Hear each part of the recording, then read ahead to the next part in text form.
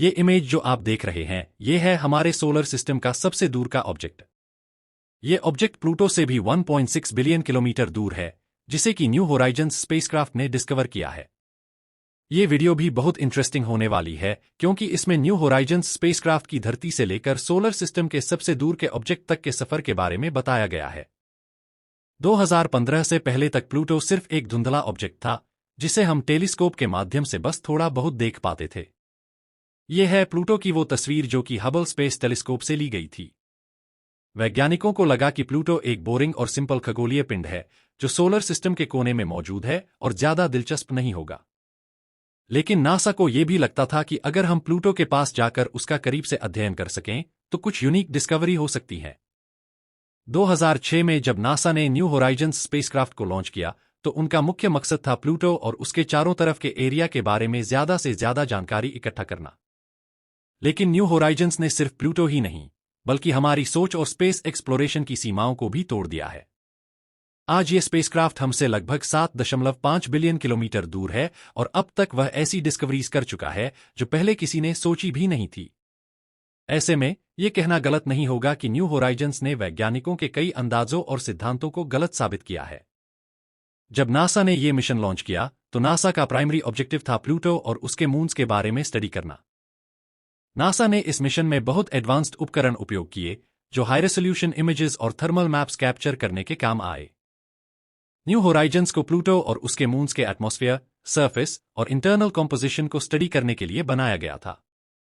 वैज्ञानिकों को उम्मीद थी कि प्लूटो के पास जाकर वे एक ऐसे प्लैनेटरी बॉडी का अध्ययन कर पाएंगे जो सोलर सिस्टम के अर्ली फॉर्मेशन के बारे में क्लूज दे सकता है। न्यू होराइजन्स स्पेसक्राफ्ट का पावर सोर्स एक रेडियो आइसोटोप थर्मोइलेक्ट्रिक जनरेटर है, जो प्लूटोनियम 238 के नेचुरल रेडियो एक्टिव डीके से हीट प्रोड्यूस करता है और उसे इलेक्ट्रिसिटी में कन्वर्ट करता है। ये कन्वेंशनल फ्यूल की तरह नहीं है जो जलता हो, बल्कि धीरे धीरे डीके होती प्लूटोनियम सप्लाई है, जो समय के साथ कंसिस्टेंट पावर देती है, लेकिन धीरे धीरे कम होती जाती है।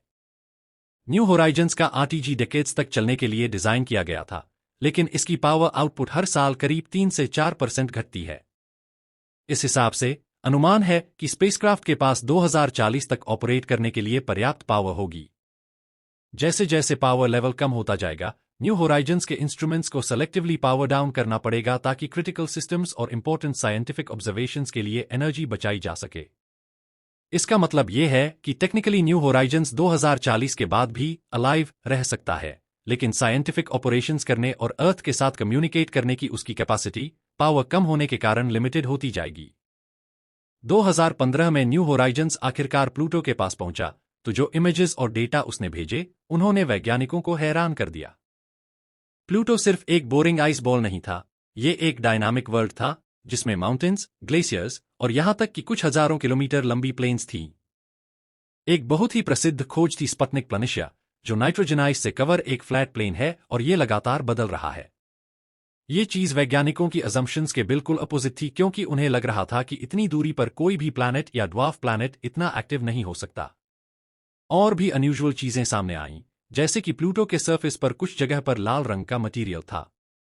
वैज्ञानिकों को अब तक ये नहीं पता कि ये एग्जैक्टली क्या है, लेकिन कुछ लोग स्पेक्युलेट करते हैं कि ये थोलिन्स हो सकते हैं, कॉम्प्लेक्स ऑर्गेनिक मॉलिक्यूल्स जो यूवी रेस और कॉस्मिक रेस के इंटरैक्शन से बनते हैं। यानी कि प्लूटो पर कुछ ऐसे ऑर्गेनिक कंपाउंड्स भी हो सकते हैं जो शायद लाइफ के इंग्रेडिएंट्स बन सकते हैं। प्लूटो के बाद न्यू होराइजन्स को साइंटिस्ट्स ने नया टास्क दे दिया। उसका अगला टारगेट था कुइपर बेल्ट, एक ऐसा रीजन जो सोलर सिस्टम के एजेस पर मौजूद है और जिसमें बहुत सारे आइसी बॉडीज और एस्टेरॉइड्स हैं। कुइपर बेल्ट हमारे सोलर सिस्टम के फॉर्मेशन का एक लिविंग रिकॉर्ड है, और यहां के ऑब्जेक्ट्स को fossils of the solar system कहते हैं। न्यू होराइजन्स ने 2019 में कुइपर बेल्ट के एक ऑब्जेक्ट, जिसे अल्टिमा थुले या अरोकोट कहा जाता है, का क्लोजअप स्टडी किया। यह पहली बार था जब किसी स्पेसक्राफ्ट ने एक कुइपर बेल्ट ऑब्जेक्ट को इतने पास से देखा हो। अरोकोट एक डंबल शेप्ड ऑब्जेक्ट है, और इसके अध्ययन ने बताया कि सोलर सिस्टम में अर्ली फॉर्मेशन कैसे होता है। अरोकोट का शेप और स्ट्रक्चर ये सजेस्ट करता है कि ये दो अलग अलग बॉडीज थीं जो धीरे धीरे कंबाइन हुई और एक ही बॉडी बन गईं। ये खोज हमारी पहली थ्योरीज को चैलेंज करती है, क्योंकि अब तक लोगों को ये लगता था कि ऐसे ऑब्जेक्ट्स हाई स्पीड कोलिजन्स से बनते हैं। लेकिन अरोकोट का अध्ययन सजेस्ट करता है कि ये एक स्लो और जेंटल प्रोसेस से बना है, जो कि कंप्लीटली अनएक्सपेक्टेड था। इसका मतलब है कि सोलर सिस्टम की बाउंड्री पर ग्रेविटेशनल पावर इतनी कम होती है कि ऑब्जेक्ट्स कभी भी एक दूसरे से टकराते नहीं हैं।